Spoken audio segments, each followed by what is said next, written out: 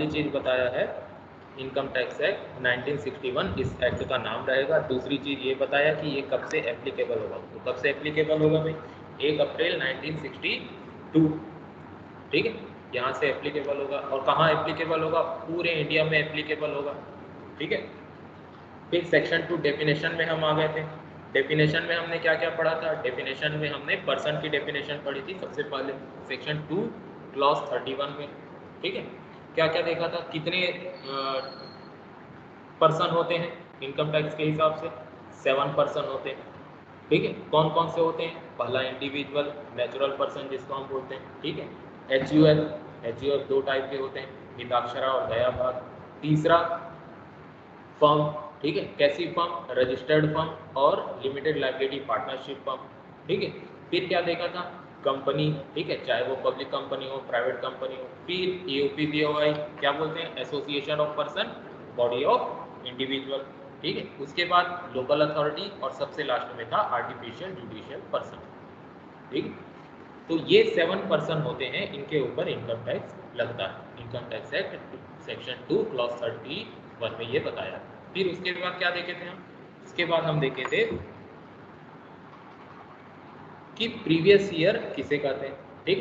Previous year मतलब वो financial year जो कि असेसमेंट ईयर से जस्ट पहले का होता है, मतलब जिस ईयर में हम इनकम अर्न कर रहे हैं उस ईयर को हम क्या बोलते हैं, प्रीवियस ईयर। और जिस ईयर में हम उस प्रीवियस ईयर का टैक्स पटाएंगे, पे ऑफ करेंगे, उस ईयर को क्या बोलेंगे, असेसमेंट ईयर बोलेंगे, ठीक है। तो हर साल प्रीवियस ईयर भी होता है और हर साल पिछले साल के लिए असेसमेंट ईयर भी होता है, ठीक है, क्योंकि आप हर साल कमाई करते हैं और उसका पेमेंट आप अगले साल में करते हैं, ठीक है। आज हम आगे बढ़ेंगे, ठीक है। आज हम देखते हैं कि इनकम टैक्स का कैरेक्टरिस्टिक्स क्या क्या है, ठीक है, और कुछ बेसिक चीजें देखेंगे। उसके बाद हम देखेंगे डेफिनेशंस और आगे, ठीक है, इनकम की डेफिनेशन देखेंगे आज, ठीक। तो पहले कैरेक्टरिस्टिक्स ऑफ इनकम टैक्स ये देख लेते हैं, ठीक है। मैं शेयर कर रहा हूँ हमारा पीडीएफ, कहाँ गया भाई, ये है पीडीएफ, आपको दिखाई दे रहा है पीडीएफ,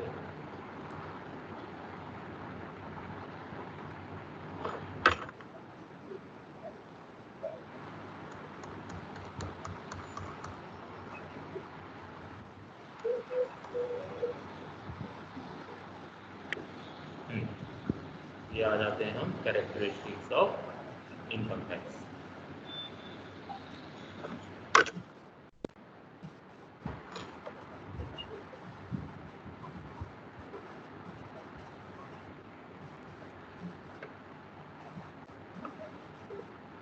हाँ जी, तो इनकम टैक्स का कैरेक्टरिस्टिक्स में सबसे पहला पॉइंट दिया हुआ है डायरेक्ट टैक्स, ठीक है।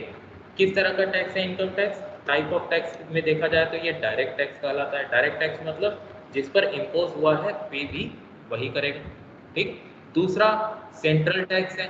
इनकम टैक्स कौन कलेक्ट करता है भाई, सेंट्रल गवर्नमेंट कलेक्ट करता है। सेंट्रल गवर्नमेंट के पास ये पावर कहाँ से आया, आर्टिकल 246 लिस्ट 1 में ये दिया है, एंट्री नंबर 82 में, ठीक है। किसमें, संविधान में, हमारे कॉन्स्टिट्यूशन में लिखा है, ठीक है।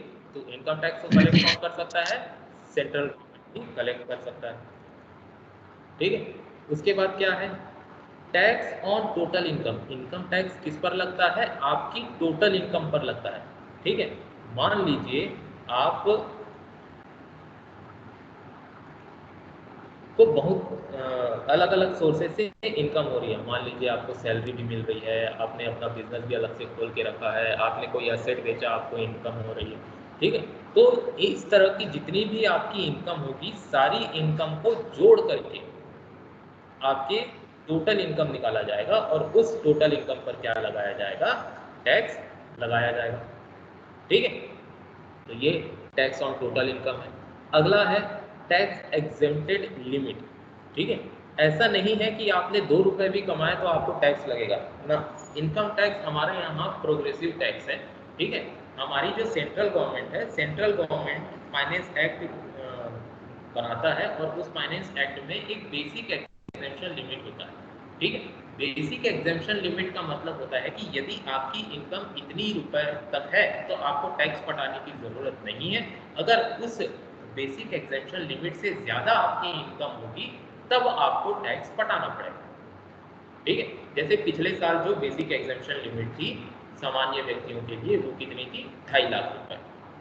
ठीक है, यदि आप इंडिविजुअल हैं, एचयूएफ है, एओपी बीओआई है और आपकी इनकम 2.5 लाख रुपए है, 2.5 लाख रुपए तक है, साल भर की सारी सोर्सेज से इनकम 2.5 लाख रुपए तक है, तो आपको टैक्स पटाने की जरूरत नहीं है। लेकिन यदि आपकी इनकम 2.5 लाख रुपए से ज्यादा हो जाती है तब आपको टैक्स पे करना पड़ेगा।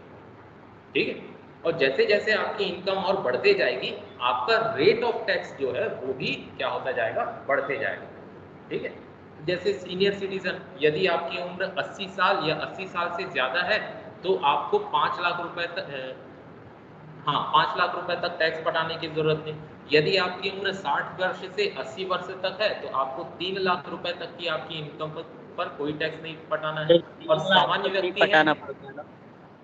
हाँ यदि उम्र 60 से 80 के बीच है तो 3 लाख, 80 से ऊपर है तो 5 लाख, 80 से कम है तो 2.5 लाख। ठीक है, और firm, company, Yes, local sir. Body, इन इन लोगों के लिए कोई भी बेसिक एग्जेम्पशन लिमिट नहीं है। फर्म, लोकल बॉडी, कंपनी अगर 1 रुपए भी कमाता है तो उनको अपने उस 1 रुपए पर भी टैक्स पटाना पड़ेगा। ठीक है, फिर अगला कैरेक्टरिस्टिक्स क्या है, अगला कैरेक्टरिस्टिक्स है प्रोग्रेसिव टैक्स। अब प्रोग्रेसिव टैक्स का मतलब क्या होता है भाई, प्रोग्रेसिव टैक्स का मतलब होता है यदि आपकी इनकम बढ़ते जा रही है तो आपके ऊपर लगने वाला जो टैक्स का अमाउंट है वो भी क्या होता जाएगा, बढ़ता जाएगा। ठीक है, हमारे यहाँ स्लैब रेट होता है। ठीक है, इंडिया में स्लैब रेट चलता है। स्लैब रेट का मतलब क्या, जैसे 2.5 लाख रुपए तक कोई टैक्स नहीं, 2.5 लाख से 5 लाख रुपए तक आपको 5% का टैक्स लगेगा, 5 लाख से 10 लाख तक आपको 20% का टैक्स लगेगा और 10 लाख से ज़्यादा इनकम है तो आपको 30% का टैक्स लगेगा।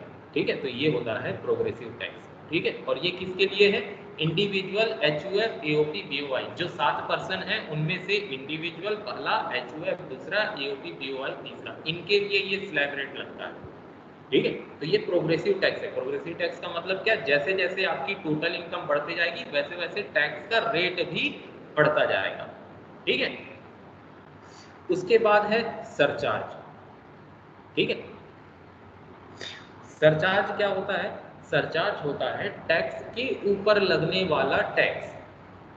ठीक है, सरचार्ज क्या होता है, टैक्स के ऊपर लगने वाला टैक्स। मान लीजिए आपकी इनकम 3 लाख रुपए है ना, आपकी इनकम 3 लाख पर आपने कितना टैक्स पटाया, 15% टैक्स लगाया, टैक्स पटाया। ठीक है, अगर इस 3 लाख की इनकम पर 15,000 रुपए टैक्स पटाया, अगर सरकार इस 15,000 की इनकम पर सरचार्ज लगा दे और टैक्स लगा दे, ठीक है, 15,000 के टैक्स पर और टैक्स लगा दे तो वो या तो सरचार्ज होगा या तो सेस होगा। ठीक, तो सरचार्ज और सेस ये दो क्या होते हैं, टैक्स के ऊपर लगने वाले टैक्स होते हैं। ठीक है, लेकिन दोनों में कुछ कुछ अंतर होता है। हम डिटेल में सरचार्ज और सेस क्या क्या होते हैं इसको पढ़ने वाले हैं। ठीक है,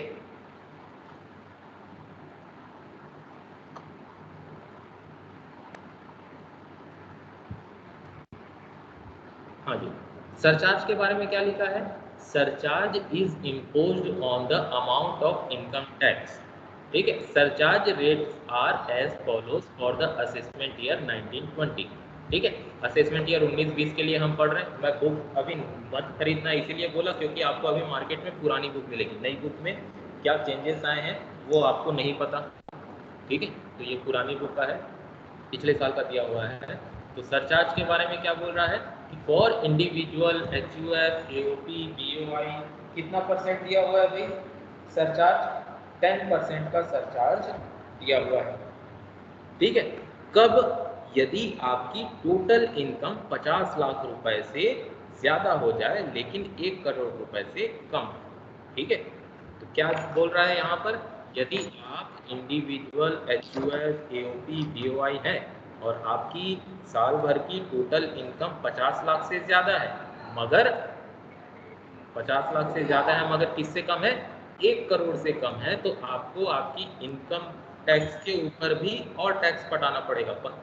कितना परसेंट, 10%। तो वो क्या कहलाएगा, सरचार्ज कहलाएगा। और यदि आपकी इनकम 1 करोड़ रुपए से ज़्यादा है तो आपको आपकी इनकम टैक्स पर भी टैक्स पटाना पड़ेगा। कितना परसेंट, 15%। ठीक है। और यही चीज फर्म के लिए कितना है भाई, यही चीज फर्म के लिए है 12%। इसमें कैमरा नहीं आ रहा, कैमरा नहीं आ रहा, एक मिनट होल्ड कीजिए। हमको क्लास लेना है इस सब्जेक्ट की, तो कैसे करेंगे क्लास लेना? हाँ, मोबाइल में दिख नहीं रहा है कि ज्वाइन मीटिंग कैसे करें, वही तो मेरे को ही समझ में नहीं आ रहा। रुकिए, इसलिए तो बोल रहा है कैसे करेंगे, ऑप्शन दिखे तब ना करेंगे। चलो लैपटॉप से करवाइए।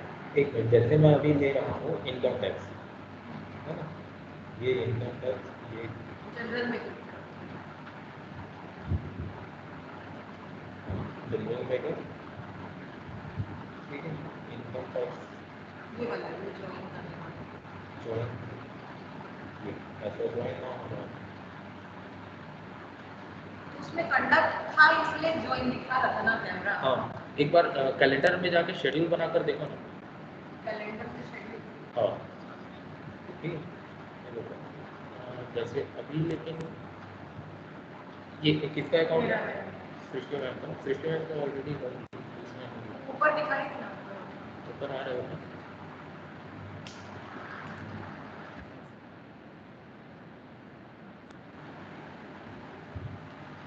वाह, दिखा तो नहीं। दिख रही थी अभी। हाँ, ये तो दिख रहे हैं। हाँ, कैमरा ऑन है। हाँ, नहीं, इसका नहीं है। एक बार कैमरा ऑन करके देखो।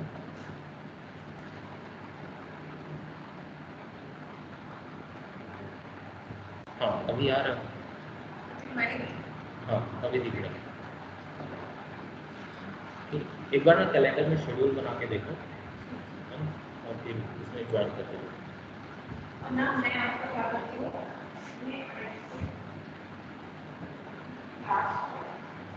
हाँ जी, कहाँ थे हम, सरचार्ज।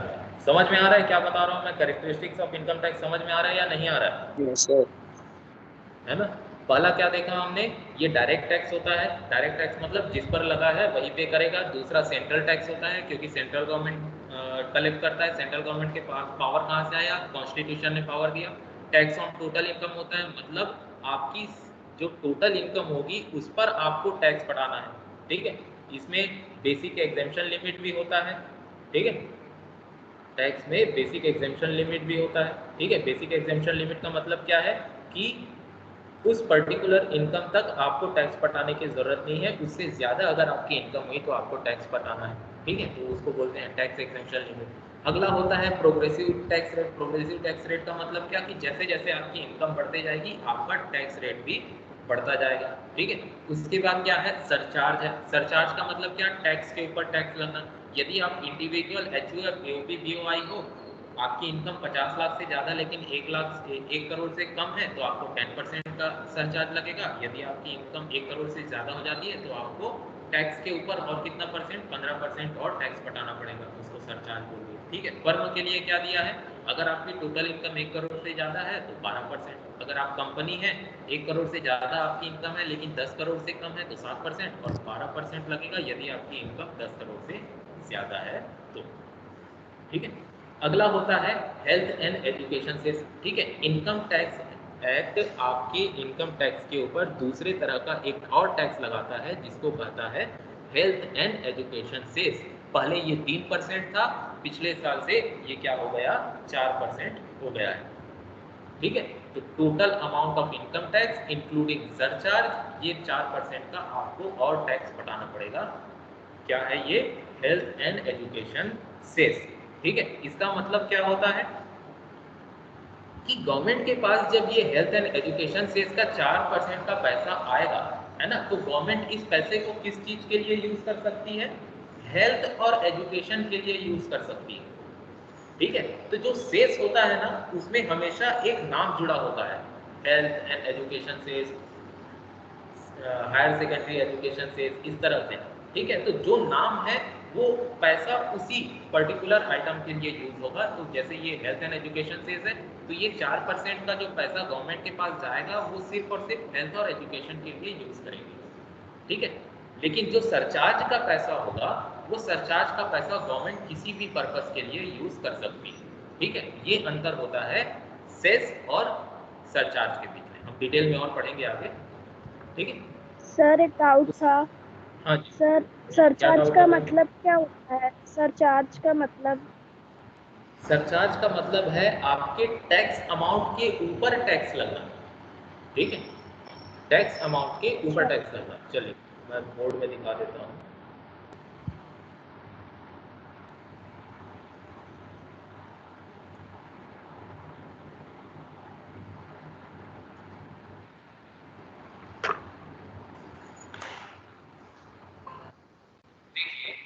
मान लीजिए, ठीक है, मान लीजिए आपकी इनकम 3 लाख रुपए, ठीक है, या 30 लाख रुपए। ठीक है, आपकी टोटल इनकम कितनी है? 30 लाख रुपए। दिखाई दे रहा है? No sir. नहीं सर, ब्लर दिख रहा है बहुत। नो सर, ब्लर दिख रहा है।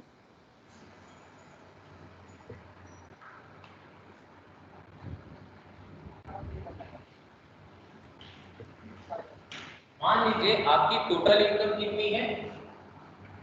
टोटल इनकम 30 लाख रुपए। ठीक है, और 30 लाख में आपने 9 लाख रुपए मान लीजिए क्या किया है? इनकम टैक्स कटाया है।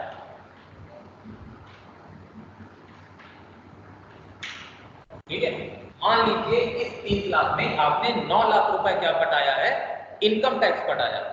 ठीक है, और गवर्नमेंट आपको मान लीजिए इस 30 लाख रुपए के ऊपर सरचार्ज लगा रही है। ठीक है, तो आपको सरचार्ज लगेगा किस अमाउंट के ऊपर? इस 9 लाख रुपए के। ठीक है, ये ऑलरेडी टैक्स आपने कटाया है। इस टैक्स के ऊपर भी गवर्नमेंट आपसे टैक्स ले रही है। मान लीजिए 10% का सरचार्ज, 10%। ठीक है, इस 9 लाख का 10% कितना होगा? 90,000। ठीक है, तो आपका टैक्स कितना हो गया? 9,90,000। और इसके बाद भी गवर्नमेंट आपसे क्या ले रही है? हेल्थ एंड एजुकेशन से 4% का ले रही है। ठीक है, तो वो 4% यहाँ पर और ये 4% किस पर निकलेगा? 9,90,000। ठीक है, कितना आएगा भाई?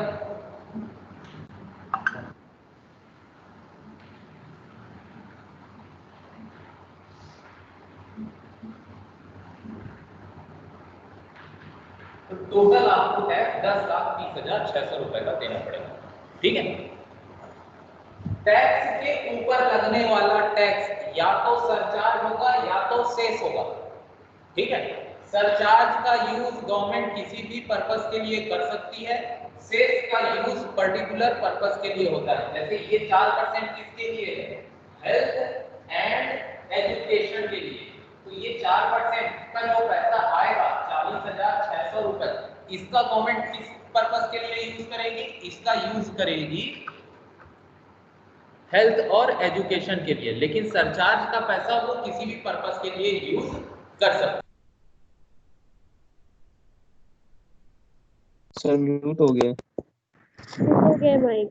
सर म्यूट हो गया। सर म्यूट हो गया। म्यूट हो गया आपका माइक। सर म्यूट हो गया।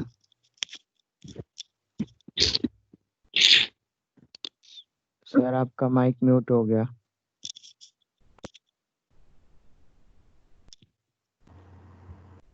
सर ही चले गए।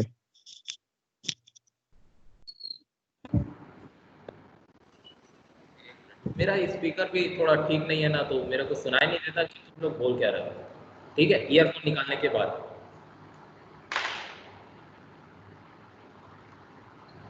हाँ, तो देखो मैं ये बता रहा था, मान लीजिए आपकी इनकम टोटल सर फिर से म्यूट हो गया। सर फिर से म्यूट हो गया। सर म्यूट कर रहा है। सर म्यूट हो गया। ठीक है, 9 लाख रुपए का आपको क्या देना है, इनकम टैक्स पटाना है। ठीक है, इस 9 लाख रुपए के ऊपर 10% का आपके ऊपर क्या लग रहा है, सरचार्ज लग रहा है। ठीक है, तो किस अमाउंट पर लगा, 9 लाख के ऊपर। 9 लाख क्या है, टैक्स का अमाउंट है, तो टैक्स के अमाउंट पर फिर से टैक्स लगना सरचार्ज है। ठीक है, और फिर इनकम टैक्स और सरचार्ज दोनों को जोड़ करके 9,90,000 रुपए पर आपको क्या और पे करना पड़ रहा है, सेस पे करना पड़ रहा है 4%। तो ये 9,90,000 क्या है, टैक्स है। इस टैक्स पर भी फिर से टैक्स लगा 4% का, वो क्या कहलाया, सेस कहलाया। ठीक है, तो आपको टोटल टैक्स देना पड़ रहा है 10,30,600 रुपए। ठीक है, तो अब सर वो जो 39,600 होगा। टैक्स लगने वाले दो तरह के टैक्स हुए, कौन कौन सा, एक तो सरचार्ज और दूसरा सर सेस। ठीक है, जो कितनी गवर्नमेंट सर? सरचार्ज का पैसा आएगा 90,000 रुपए। ठीक है, सरकार उस 90,000 रुपए को किसी भी पर्पस के लिए यूज कर सकती है, लेकिन जो सेस का पैसा जाएगा 40,600, गवर्नमेंट उसको किस पर्पस के लिए यूज कर सकती है, सिर्फ दो ही पर्पस के लिए यूज कर सकती है, पहला हेल्थ और दूसरा एजुकेशन। तो सरचार्ज और सेस दोनों में अंतर क्या हो गया, पर्पस, मतलब यूज कर सकते हैं या नहीं कर सकते। अगर यूज कर सकते हैं तो वो सरचार्ज है, नहीं कर सकते तो वो सेस है। दोनों का रेट अलग अलग है।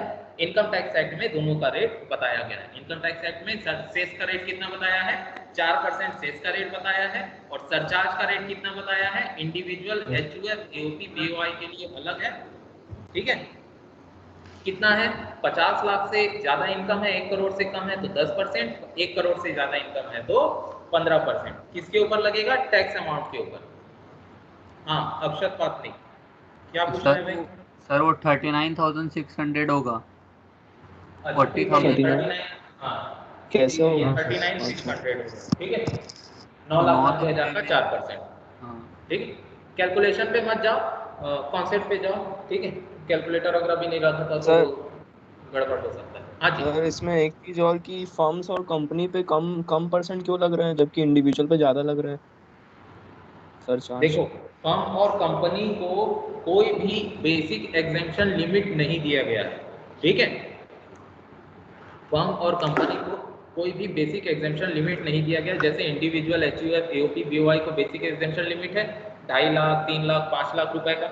ठीक है, तो वैसा नहीं दिया गया। अब इनकम टैक्स एक्ट ने बता दिया कि इतना है तो उतना करना पड़ेगा। ठीक है, अब और अगला पॉइंट क्या है कैरेक्टरिस्टिक्स में, टैक्स बर्डन।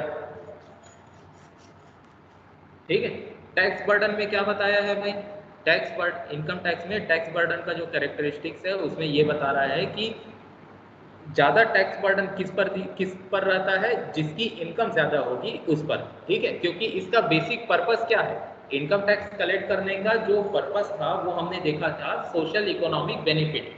ठीक है, इक्वल डिस्ट्रीब्यूशन ऑफ इनकम करने के लिए इनकम टैक्स लगाया जाता है। जिनकी ज्यादा इनकम होगी उनसे ज्यादा टैक्स वसूला जाए ताकि उनकी इनकम कम हो जाए।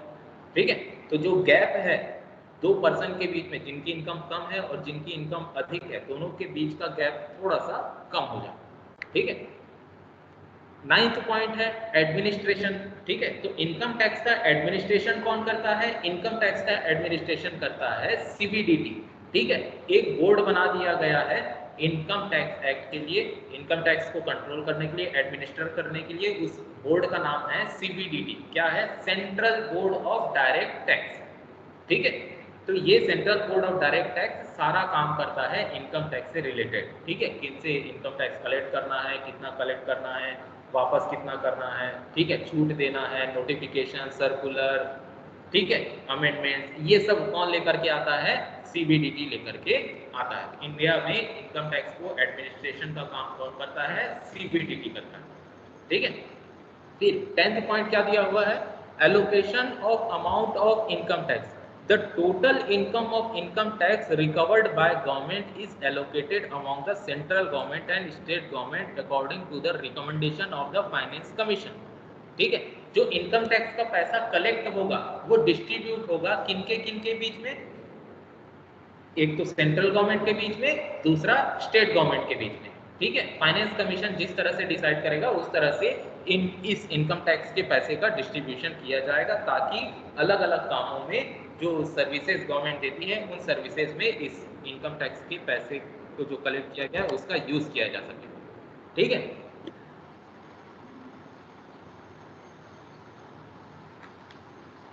आगे क्या लिखा है? The state government will not be given any share of income tax revenue from the following amount. ठीक है, तो इनकम टैक्स जो सेंट्रल गवर्नमेंट कलेक्ट करेगी उसमें से ये 3 अमाउंट स्टेट गवर्नमेंट को नहीं देगी, बाकी अमाउंट दे देगी, लेकिन ये 3 अमाउंट नहीं देगी। कौन कौन सा अमाउंट नहीं देगी? Income tax recovered from company, company से रिकवर किया गया इनकम टैक्स, सरचार्ज और हेल्थ एंड एजुकेशन सेस, ये 3 अमाउंट स्टेट गवर्नमेंट को नहीं देगी, बाकी सारा amount income tax state government को डिस्ट्रीब्यूट कर सकती है। ठीक है, आई बात सर इसके बाद भी कोई सा टैक्स लगता है क्या? नहीं, इनकम टैक्स में इनकम टैक्स लगेगा, सरचार्ज लगेगा, सेस लगेगा। ठीक है, ये 3 चीजें लगती है इनकम टैक्स एक्ट के अंदर में।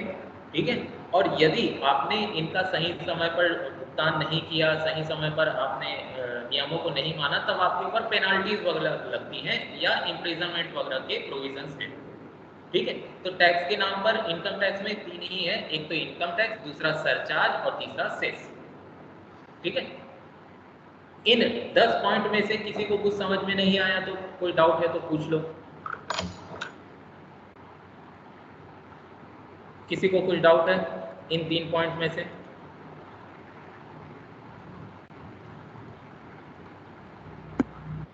नहीं है तो आगे बढ़े।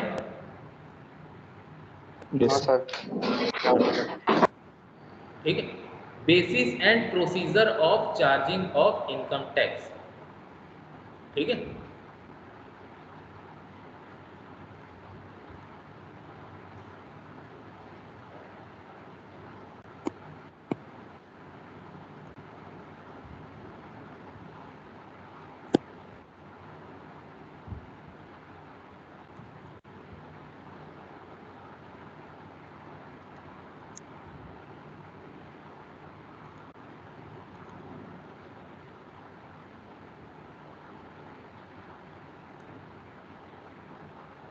मैं यहाँ पर ओनली कंट्रोल, कंट्रोल नहीं दे सकते ऐसा कुछ। चलो, basis and procedure of charging of income tax. ठीक है, the following basic principles are the basis of charging income tax. Section 4 में बेसिस बताया गया है कि इनकम टैक्स किस तरह से चार्ज किया जाएगा। ठीक है, क्या क्या बताया गया है? यहाँ बताया गया है सबसे पहली बात कि इनकम टैक्स जो है वो एनुअल टैक्स है। ठीक है, ऑन इनकम। ठीक है, मतलब आप साल भर कमाई कीजिए, साल भर कमाने के बाद आपसे टैक्स वसूला जाएगा। ऐसा नहीं है कि आपने महीने भर कमाई कर ली, फिर इनकम टैक्स डिपार्टमेंट आ गया, हाँ चलो भैया इस महीने का कमाई का टैक्स पटाओ। ऐसा नहीं, क्या होगा, पूरा साल भर आप कमाई करेंगे, साल भर के बाद आपको इनकम टैक्स पटाना है। दूसरा पॉइंट क्या बोलता है? Income of the previous year is taxable in the next following the assessment year at the rate और rates applicable to that assessment year, however there are certain exceptions to this rule.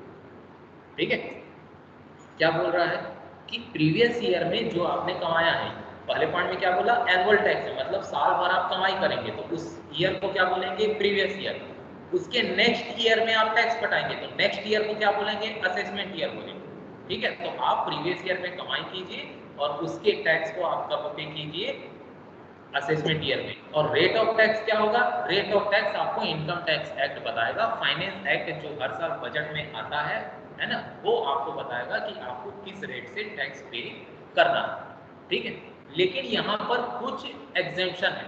ठीक है, तो कुछ exemption है, मतलब exemption क्या होंगे कि प्रीवियस ईयर की इनकम पर टैक्स आपको प्रीवियस ईयर में ही पटाना है। जनरल रूल क्या है कि प्रीवियस ईयर का टैक्स आपको कब पटाना है, असेसमेंट ईयर में। लेकिन इसके कुछ एक्सेप्शन है, उन एक्सेप्शन को हम आगे में पढ़ेंगे। ठीक है, तो उसमें क्या होगा कि प्रीवियस ईयर का इनकम पर जो टैक्स है वो प्रीवियस ईयर में ही आपको पटाना पड़ेगा। ठीक है, तो एक्सेप्शन हम आगे पढ़ेंगे। पॉइंट नंबर 3 क्या है, सेक्शन 4 का tax rate are fixed by the annual finance act. फरवरी में जो बजट आता है उस बजट के साथ में आपका फाइनेंस एक्ट आता है, उस फाइनेंस एक्ट में जो रेट ऑफ टैक्स रहेंगे वो रेट ऑफ टैक्स के हिसाब से आपको अपने इनकम पर टैक्स गवर्नमेंट को जाकर के पे करना है, ठीक है।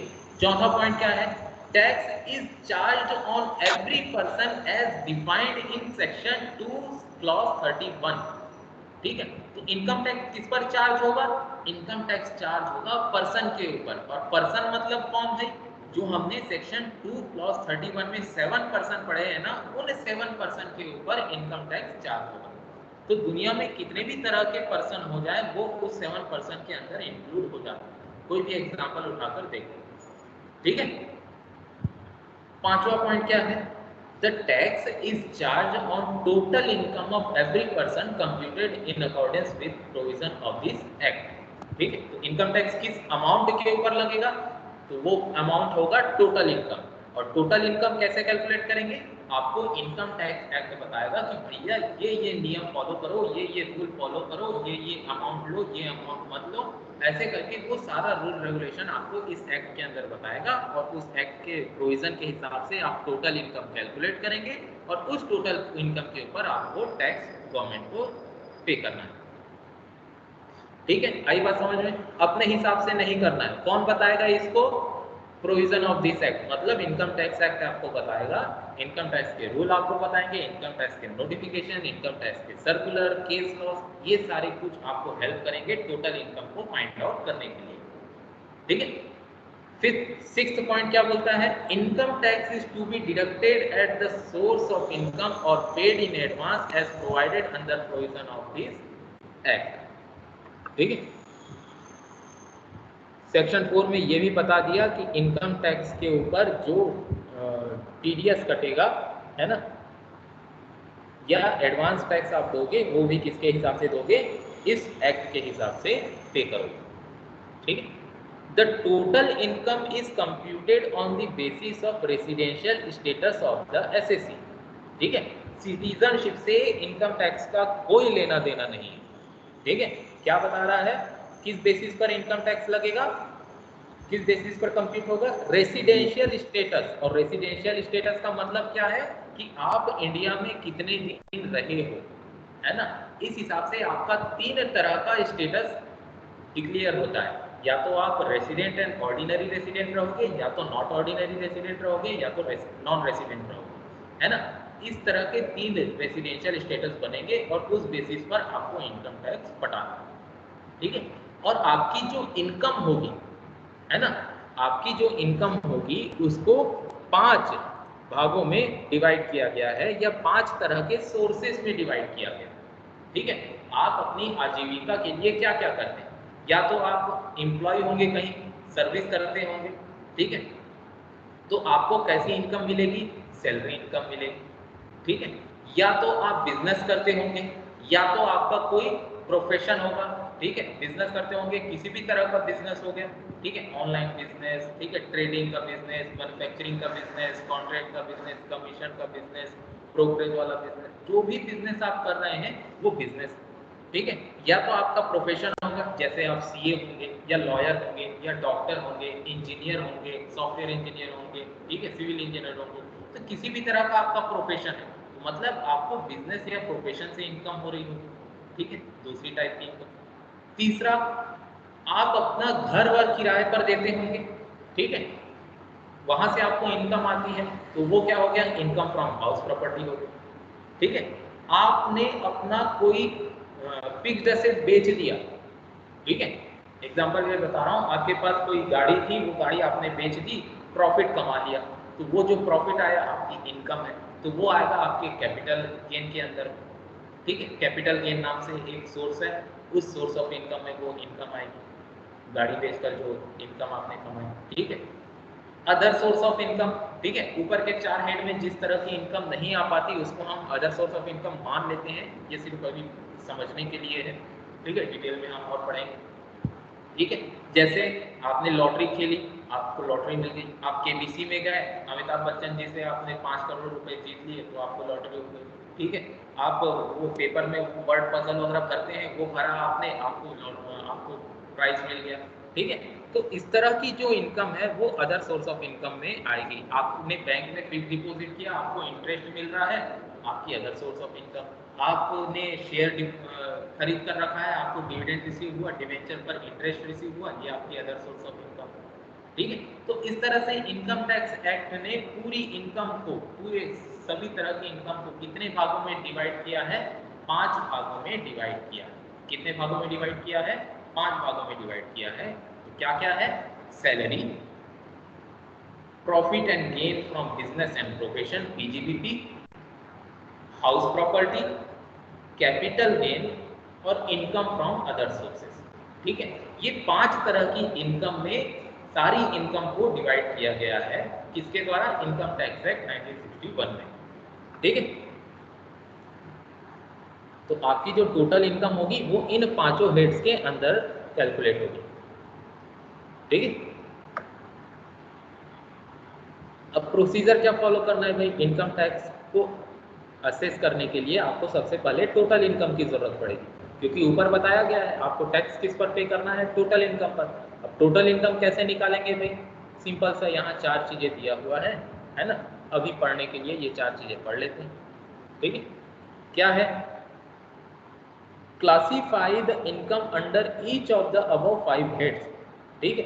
पहले तो आपको क्लासीफाई करना पड़ेगा आपको जो इनकम हो रही है वो इन 5 हेड में से कौन से टाइप की इनकम में जाती है। क्या वो सैलरी है? क्या वो बिजनेस की इनकम है? क्या वो प्रोफेशन की इनकम है? क्या वो हाउस प्रॉपर्टी की इनकम है? कैपिटल गेन की इनकम है? या अदर सोर्स की इनकम, ठीक है। तो 5 में पहले डिवाइड कर लेंगे। हाँ भैया, ये हमारी इनकम है, ये इस टाइप की इनकम है, ये इस टाइप की इनकम है, ये इस टाइप की इनकम, ठीक है, ठीक है। और उसके बाद क्या?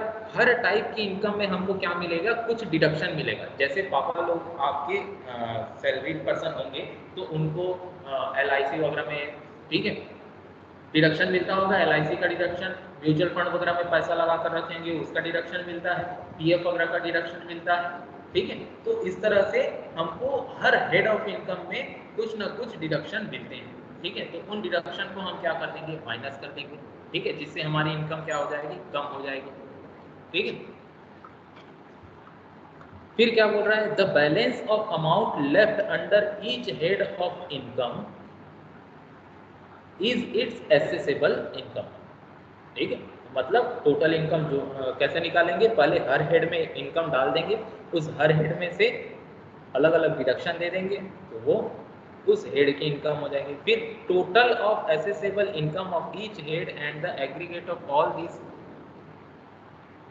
Assemble income is called the gross total income, ठीक है। ये ग्रॉस टोटल इनकम हो जाएगी। फिर उस ग्रॉस टोटल इनकम में से डिडक्शन मिलेगा हमको 80C से 80U के अंदर का डिडक्शन, ठीक है। तो अपना क्या निकल कर आएगा? टोटल इनकम निकल कर आएगा, ठीक है। अब टोटल इनकम में से कुछ एडजस्टमेंट करेंगे, जैसे कोई TDS हमने पटा दिया है, ठीक है, या एडवांस टैक्स हमने पटा दिया है, तो वो सारी चीज़ों को माइनस करने के बाद टैक्स रेट जो दिया होगा उस टैक्स रेट में हम इनकम टैक्स पटाएंगे, ठीक है। मैं एक बार बता देता हूँ किस तरह से होगा।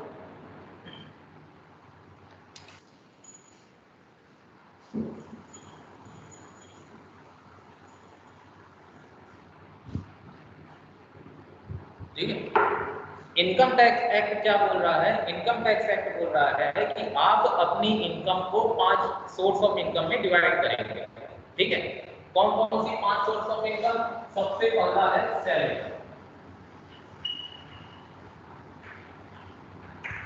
ठीक है। सैलरी के बाद क्या? इनकम फ्रॉम हाउस प्रॉपर्टी, फिर profit and gain from business and profession PGBP जिसको बोलते हैं, फिर कैपिटल गेन आएगा, ठीक है। कैपिटल गेन के बाद इनकम फ्रॉम अदर सोर्सेज आएंगे, ठीक है। तो मान लीजिए आपको सैलरी से इनकम हुई 1 लाख रुपए, ठीक है। हाउस प्रॉपर्टी से इनकम हुई 20,000 रुपए, ठीक है। PGBP से इनकम हुई 8 लाख रुपए, ठीक है। कैपिटल गेन से इनकम हुई मान लीजिए आपको 1 लाख रुपए, ठीक है। और अदर सोर्सेज से इनकम हुई मान लीजिए आपको 50,000, ठीक है भाई। समझ में आया क्या क्या है? आपको ये 5 हेड्स ऑफ इनकम में इनकम हुई है, ठीक है। अब हर हेड ऑफ इनकम में आपको क्या मिलेगा, डिडक्शन मिलेगा, कुछ कुछ डिडक्शन मिलेगा। मान लीजिए आपको सैलरी में से 10,000 रुपए का डिडक्शन मिल गया, ठीक है। तो सैलरी की आपकी इनकम कितनी हो गई, 1,90,000, ठीक है। हाउस प्रॉपर्टी में कोई डिडक्शन नहीं मिला तो ये 20,000 रुपए ही लगा, ठीक है। पीजीबीपी में मान लीजिए आपको 1 लाख रुपए का क्या मिल रहा है, डिडक्शन मिल रहा है, ठीक है। तो ये 7 लाख रुपए आपका टैक्सेबल होगा, ठीक है। कैपिटल गेन में कोई डिडक्शन नहीं मिला, मान लीजिए ये 1 लाख रुपए,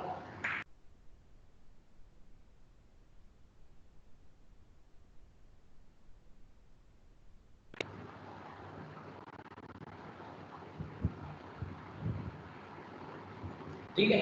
इनकम फ्रॉम अदर सोर्सेज में कोई डिडक्शन नहीं मिला तो ये 50,000, ठीक। तो इस तरह से आप 5 हेड्स ऑफ इनकम को कैलकुलेट करेंगे, उसमें कोई डिडक्शन यदि आपको मिलता है तो वो डिडक्शन लेकर के माइनस करके बाहर लिखेंगे।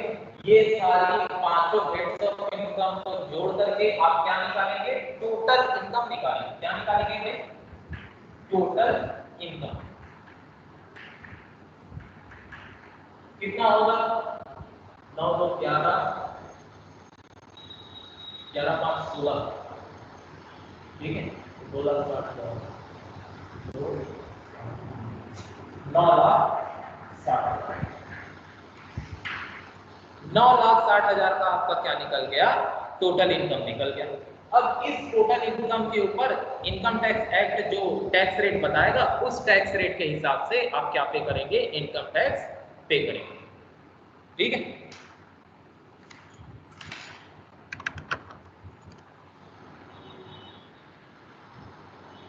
मोटा मोटी तौर पर समझ में आया भाई, क्या करना क्या है हमको, यस सर, है ना। क्या करना है, हमको अपनी सारी इनकम को इस 5 टाइप की इनकम में लिखना है, ठीक है। हर हेड ऑफ इनकम में हमको कुछ डिडक्शन देगा, इनकम टैक्स में हम पढ़ेंगे कि क्या क्या डिडक्शन मिलेगा, वो डिडक्शन को माइनस करेंगे, फिर सारी इनकम को जोड़ करके टोटल इनकम निकालेंगे। फिर इस टोटल इनकम में हमको क्या मिलेगा, कुछ और भी डिडक्शन मिलेगा, ठीक है। तो ये क्या कहलाएगा, ग्रॉस टोटल इनकम कहलाएगा। इस ग्रॉस टोटल इनकम में हमको और भी डिडक्शन मिलेगा, क्या कहलाएगा वो, 80C से 80U तक। इस सेक्शन के बीच में हमको और भी कुछ डिडक्शन मिलेंगे, उन डिडक्शन को यहाँ पर हम क्या करेंगे, माइनस कर देंगे। ग्रॉस टोटल इनकम, ठीक है। इन सारों को माइनस करने के बाद ये हमारा आएगा टोटल इनकम, और इस टोटल इनकम से हम क्या कैलकुलेट करेंगे, टैक्स कैलकुलेट कर लेंगे, ठीक है। तो इस तरह से हम इनकम टैक्स कैलकुलेट करेंगे हमारी, ठीक है। हर इंडिविजुअल की या HUL की या AOP BOI की या कंपनी की सारा का कैलकुलेशन हमारे सिलेबस में है, ठीक है। तो इतनी बात समझ में आई। सर मतलब इन्वेस्टमेंट Yes, करने sir. पर अपन को डिडक्शन मिलता है टैक्स पे? हाँ, बहुत सारी चीज़ें हैं, हम धीरे धीरे सब पढ़ते जाएंगे कि सैलरी में हमको किस तरह से डिडक्शन क्या मिलेगा, ठीक है। बिजनेस कर रहे हैं तो हमको क्या डिडक्शन मिलेगा, ठीक है। हमारी हाउस प्रॉपर्टी में इनकम होगी तो क्या डिडक्शन मिलेगा, हमने एसेट बेचा सर तो तो हमको क्या चीज़, सर तो सबके में मतलब पूरा रिडक्शन करके ही मिलेगा, डिडक्शन करके ही हर चीज में। हाँ देखेंगे ना, हम हर सोर्स ऑफ इनकम को अलग अलग पढ़ेंगे, ठीक है।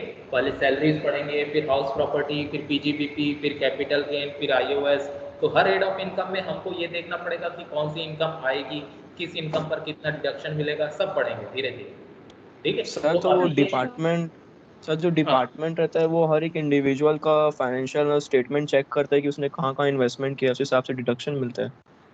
हाँ देखो, इनकम टैक्स कैलकुलेट करने का काम हमारा है, ठीक है। हम अपना इनकम टैक्स कैलकुलेट करेंगे। इनकम टैक्स डिपार्टमेंट क्या बोलता है कि हमको आपके ऊपर भरोसा है, आप अपना इनकम खुद ही कैलकुलेट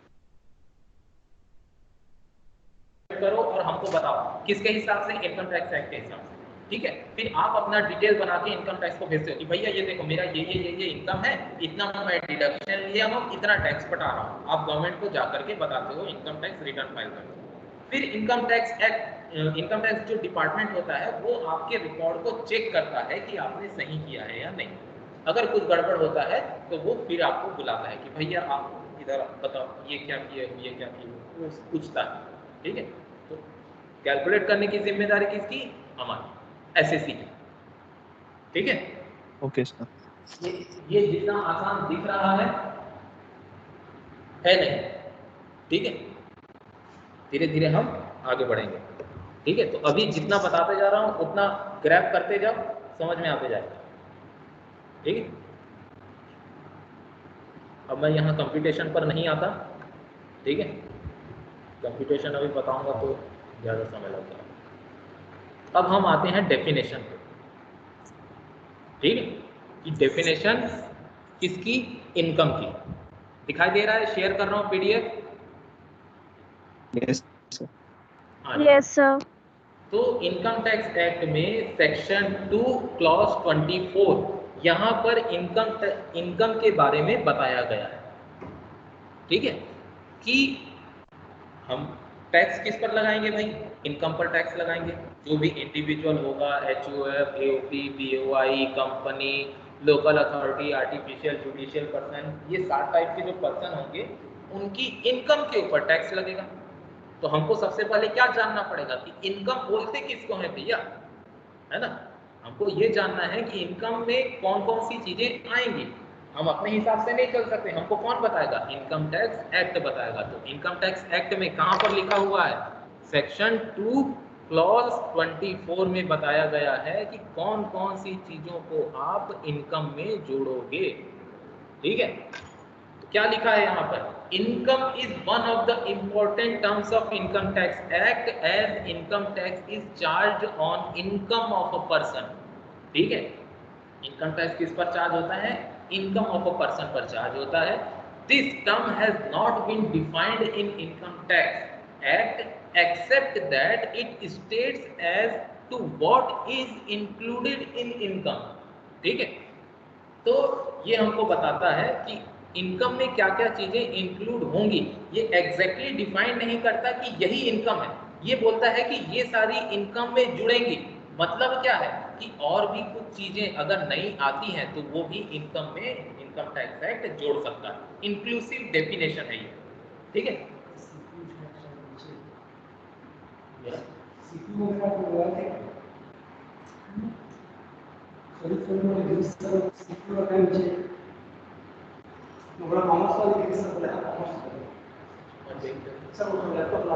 हाँ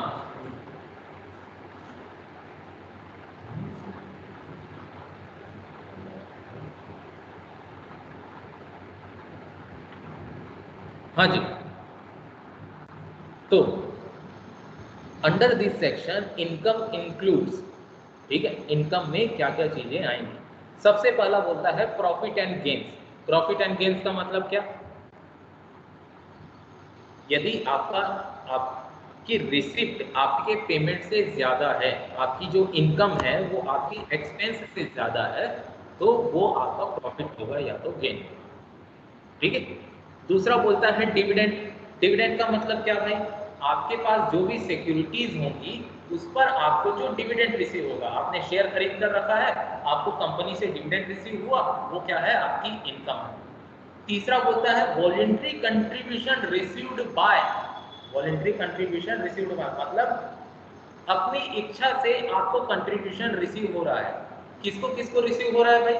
trust created for charitable and religious purpose. ठीक है, ट्रस्ट वगैरह बनाकर रखते हैं हम लोग। ठीक है, बालाजी ट्रस्ट, ये ट्रस्ट, वो ट्रस्ट, क्रिश्चियन वाला ट्रस्ट, हिंदू वाला ट्रस्ट, मुस्लिम वाला ट्रस्ट। ठीक है, ताकि चैरिटेबल और रिलीजियस काम किया जा सके। तो उन ट्रस्ट को जो भी कंट्रीब्यूशन रिसीव होगा जनता के द्वारा, दान जो मिलेगा, वो क्या कहलाएगा? उस ट्रस्ट की इनकम कहलाएगी। ठीक है, अगर साइंटिफिक रिसर्च एसोसिएशन को वॉलंटरी कंट्रीब्यूशन मिलता है, ठीक है, मान लीजिए आप अपने एक साइंटिफिक रिसर्च एसोसिएशन बनाया है, ठीक है, किसी कंपनी को आपके प्रोजेक्ट के ऊपर पैसा लगाना था, ठीक है, तो उस कंपनी ने या उस ऑर्गेनाइजेशन ने या किसी एक स्पेसिफिक पर्सन ने आपके साइंटिफिक रिसर्च एसोसिएशन को अपनी तरफ से कंट्रीब्यूशन दे दिया कि लो भैया ये पैसा रखो, काम करो, देश का नाम रोशन करो, ठीक है। तो वो जो कंट्रीब्यूशन आपको रिसीव होगा वो आपकी इनकम है, ठीक है। अगला पॉइंट नंबर सी, बाय अ गेम्स और स्पोर्ट्स एसोसिएशन और इंस्टीट्यूशन, ठीक है। गेम्स, स्पोर्ट्स एसोसिएशन, इंस्टीट्यूशन को कोई वॉलंटरी कंट्रीब्यूट करता है कि भैया खिलाड़ियों के खाने पीने के लिए व्यवस्था हो जाए, रहने के लिए व्यवस्था हो जाए, उनकी ट्रेनिंग अच्छी हो जाए, इसके लिए गवर्नमेंट की तरफ से इतना रुपए या मेरी तरफ से इतना रुपए कंट्रीब्यूशन, ठीक है। तो वो कंट्रीब्यूशन उस एसोसिएशन की क्या हो जाएगी, इंस्टीट्यूशन की इनकम हो जाएगी, ठीक है। Point number D, any university और अदर एजुकेशनल इंस्टीट्यूशन और हाँ, तो जैसे मैथ्स यूनिवर्सिटी, ठीक है, कोई नेता आता है मैथ्स यूनिवर्सिटी में कंप्यूटर लगाने हैं, मेरी तरफ से 5 लाख रुपए कंट्रीब्यूट कर रहा हूँ मैं, तो वो कंट्रीब्यूशन मैथ्स यूनिवर्सिटी के लिए क्या होगा, वॉलेंट्री कंट्रीब्यूशन होगा, ठीक है। किसी स्कूल कॉलेजेस को जो कंट्रीब्यूशन मिलता है ना, वो उस स्कूल या कॉलेज या यूनिवर्सिटी के लिए क्या हो जाएगा, इनकम हो जाएगा, ठीक है। अगला है एनी हॉस्पिटल और अदर इंस्टीट्यूशन या इलेक्टोरल ट्रस्ट, ठीक है, इन सब को जो भी वॉलेंट्री कंट्रीब्यूशन मिलेगा भैया वो उन ऑर्गेनाइजेशन की क्या कहलाएगी, इनकम कहलाएगी, ठीक है। Fourth point, the value of any perquisite और profits in lieu of salary taxable under the head salary, ठीक है। वैल्यू ऑफ एनी परक्विजिट्स और profit in lieu of salary taxable under the head salary, ठीक है। जब salaries chapter हम पढ़ेंगे तब उसमें पढ़ेंगे कि किसी व्यक्ति विशेष को, किसी एम्प्लॉय को उसका एम्प्लॉयर सैलरी के साथ साथ भी कई सारी सुविधाएं देता है, जैसे कार दे दिया, ठीक है, रहने के लिए घर दे दिया, ठीक है, साल में एक बार विदेश जाने का मौका देता है, ठीक है, घर में खाना पकाने के लिए बावर्ची दे दिया, ठीक है, पर्सनल असिस्टेंट दे दिया, ठीक है। तो इस तरह की जो सुविधाएं हैं जो नॉन मॉनेटरी हैं वो क्या कहलाती है, परक्विजिट कहलाती है, ठीक है। तो इन सारी परक्विजिट की हमको वैल्यू निकालनी पड़ेगी, ठीक है। तो ये परक्विजिट की वैल्यू क्या कहलाएगी, उस पर्सन की इनकम कहलाएगी, ठीक है। डायरेक्टली सैलरी तो दे नहीं रहा है, कार दे दिया मतलब क्या, सर्विस दिया है कार की, ठीक है। तो इस तरह की जो सर्विस है वो परक्विजिट कहलाएगी, ठीक है। सैलरी नहीं दे रहा है लेकिन सैलरी के बदले वो अपने बिजनेस में प्रॉफिट का हिस्सा दे रहा है, ठीक है, तो वो भी उस एम्प्लॉय के लिए क्या होगी, इनकम कहलाएगी, ठीक है। फिफ्थ पॉइंट क्या बोलता है, एनी स्पेशल अलाउंसेस और benefit specifically granted to the SSC to meet his expenses wholly necessarily and exclusive for the performance of his duty, ठीक है। किसी भी तरह का स्पेशल बेनिफिट अगर एम्प्लॉय को दिया जाता है एम्प्लॉयर के द्वारा अपनी ड्यूटी को परफॉर्म करने के लिए, तो वो स्पेशल अलाउंसेस क्या कहलाएगा, उस एम्प्लॉय की इनकम कहलाएगी, ठीक है। जैसे हाउस रेंट अलाउंस हो गया, ठीक है, आप किराए के घर में रहते हो भैया, हम आपको किराए के घर के लिए अलाउंस दे देते हैं ताकि आपको रहने में कोई दिक्कत ना हो, आप घर से ऑफिस आराम से आना जाना कर सको, ठीक है, क्योंकि आप दूसरे सिटी में काम कर रहे हो, ठीक है। तो इस तरह का जो अलाउंस है वो इनकम का हिस्सा कहलाएगा, ठीक है। अगला है any allowances granted to the SSC either to meet his personal expenses at the place where he perform his duty or compensate him for the increased cost of living, for example city compensatory allowances, ठीक है। तो यदि आप अपने शहर में नहीं रहते हो, किसी दूसरे शहर में जाकर के काम करते हो, तो वहाँ के जीवन यापन के लिए जो लाइफ स्टैंडर्ड ऑफ लिविंग है ना, उसको मेंटेन करने के लिए आपके एम्प्लॉयर के द्वारा यदि आपको कुछ दिया जाता है अलग से अलाउंसेस, तो वो अलाउंसेस क्या कहलाता है, आपकी इनकम कहलाएगी, ठीक है। तो इस तरह से बहुत सारी इनकम है जिसको इनकम टैक्स इनकम में इंक्लूड करता है, ठीक है। धीरे धीरे करके हम और भी इनकम पढ़ेंगे, ठीक है, कल और आगे इसके पढ़ेंगे और भी सारी इनकम को पढ़ेंगे। आज जितना मैंने पढ़ाया उसमें किसी को कुछ डाउट है तो पूछ लो भाई। No sir. समझ में आ रहा है या नहीं आ रहा, ये बताओ। आ रहा हैवी है तो सर। नहीं, हैवी तो नहीं आ रहा है। आ रहा है ना। यस। डेली देखो जो मैं पढ़ाता हूँ ना, उसको रिवाइज करने के लिए आपको ज़्यादा समय नहीं लगेगा, 10 से 15 मिनट लगेगा बस, उससे ज़्यादा नहीं लगने वाला। जितना भी आज मैं पढ़ाया हूँ 10 से 15 मिनट एक बार पलट के देख लो, ठीक है। डेली देखते जाओ, नहीं तो फिर क्या होगा, वो बर्डन बढ़ता जाएगा। और अभी इनकम टैक्स में हम लोग अंदर घुसे नहीं, ठीक है। अभी हम इनकम टैक्स पढ़ना शुरू नहीं किए, हम बस जान रहे हैं कि इनकम टैक्स क्या क्या है, मोटा मोटी एक आइडिया ले रहे हैं, बाहर से देख रहे हैं।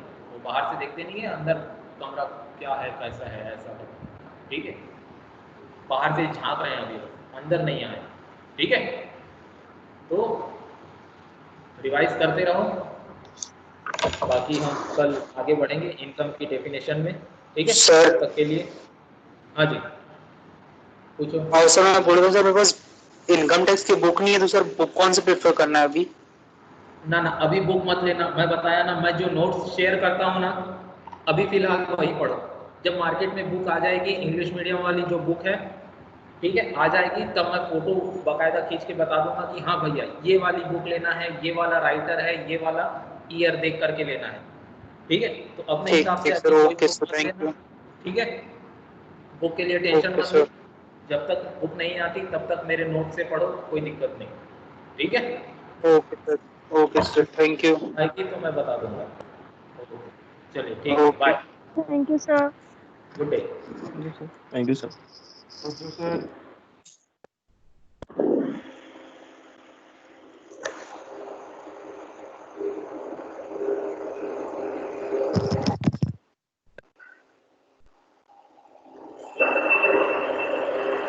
वाइवा कब होगा, किसी को कुछ पता है? 6, 7, 8 को तो होगा, टाइम टेबल भेजे हैं। तो आज तो है 6, कब स्टार्ट होगा? 3 बजे से तो है क्या, 3 या 2 बजे से।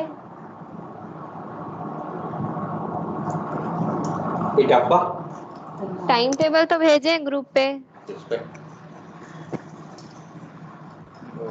Bye bye.